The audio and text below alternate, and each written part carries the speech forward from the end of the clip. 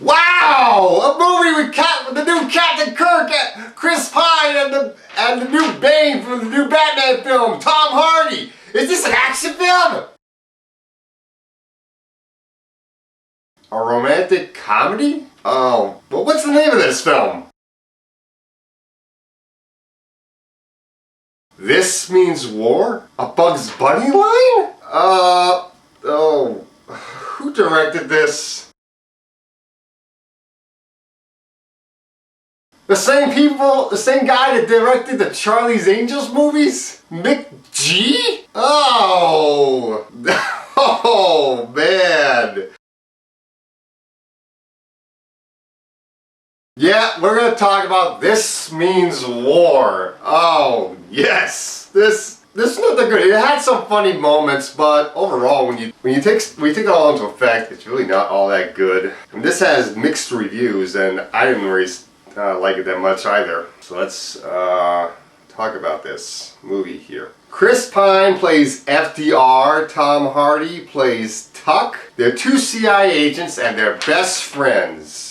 FDR is the ladies' man, guy gets all the ladies, kind of like James Bond kind of deal. And Tuck is the responsible type. Tuck is a responsible single father. Yeah, Tom Hardy, with all his muscles and his tattoos, is the responsible type? Okay, I guess.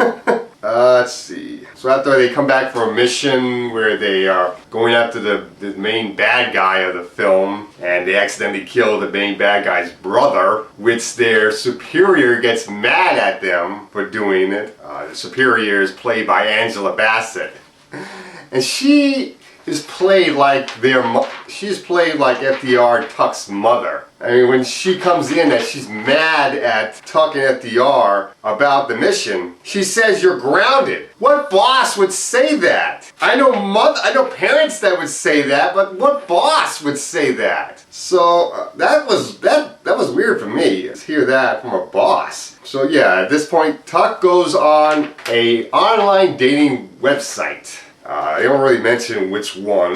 And Lauren Scott, played by Reese Witherspoon, her best friend, puts her on the same website. And that's where her and Tuck meet. They go on their first date, they have a great time. And then she decides she's going to go rent a movie at a video store. And who happens to be at the video store? FDR. FDR tries to pick her up, and it doesn't seem to work out so well. But then she meets up with her ex-boyfriend, and she doesn't want to look like she's single around her ex-boyfriend because her ex-boyfriend is now getting engaged and everything.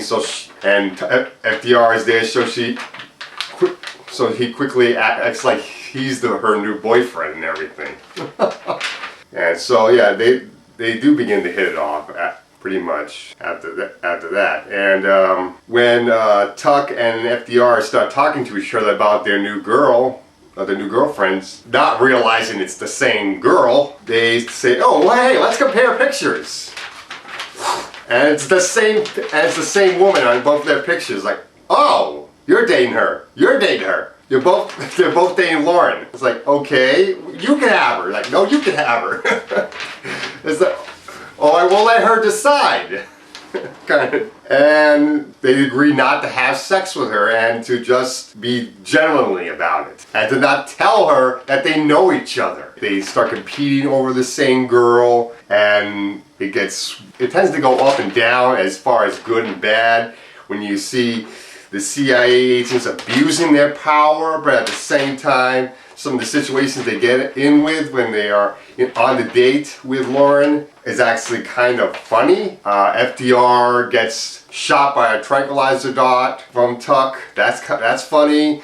You have Tuck about to put the moves on Lauren with candlelight and everything in his apartment, but FDR has control of the sprinklers. And they start raining on him and flooding his apartment. Actually, that could have turned out to be pretty sexy. Well, y'all know how sexy shower scenes are. So yeah, that could have been sexy in its own way. The paintball scene was funny. That was very funny. Although I didn't know if the paintball shooting into Tuck's groin was that really FDR or not? Because they really don't make any real indication of it. I mean, they sort of imply that FDR did it in the trailer, but you don't really see that in the movie. So maybe he didn't do it. Maybe that just happened to be that. Maybe it just happened to be that way. And I don't know if I would take a woman on a paintball date, and I don't find that very romantic in my opinion. Maybe I take a couple friends paintballing, maybe, but not a date. And the scene where Tuck and Lauren kiss for the first time, that was actually very sweet. They go on this trapeze thing, and it's very sweet, very romantic, and the kiss was actually very romantic too, everything. Where the kiss that Lauren has with FDR is not really romantic. She just forces a kiss, she just kisses him because she doesn't want to look single in front of her ex-boyfriend. But, one of the problems with this movie is that it's making light of how our government is taking away our privacy, which is not funny at all. This is actually very serious. I mean, the fact that this movie is making light of this is just a way of us saying, oh, we are accepting Big Brother. That's what this movie is doing. It's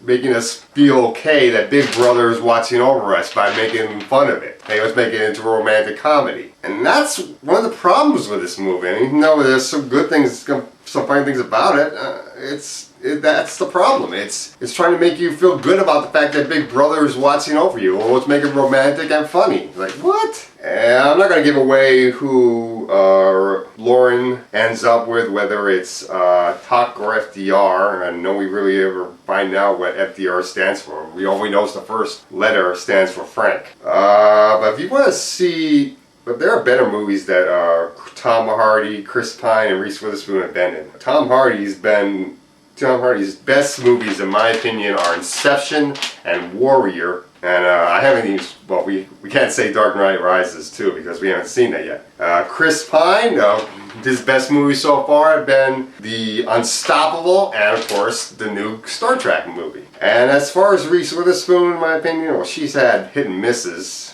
As far as movies are concerned. I mean, my favorite movies from her, I guess, are Cruel Intentions and Fear. Oh, I also liked her in Pleasantville. But I guess then there are her bad films like Sweet Home Alabama. So overall, I had to give this a 4 out of 10 because even though there were some good points, there were a lot of bad, and it's just all the mixed feelings I have about this. I just didn't really like it that much, I guess.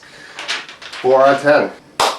This means war. So yeah, Hollywood, the next time you put Tom Hardy and Chris Pine in a movie together, the new Captain Kirk and Bane, put them in a movie where they're either kicking each other's ass or kicking a villain's ass together. Not this romantic comedy that's making light of Big Brother. I'm the big guy, and this is Big Guy Movie Reviews saying this means war sucks. That's all, folks.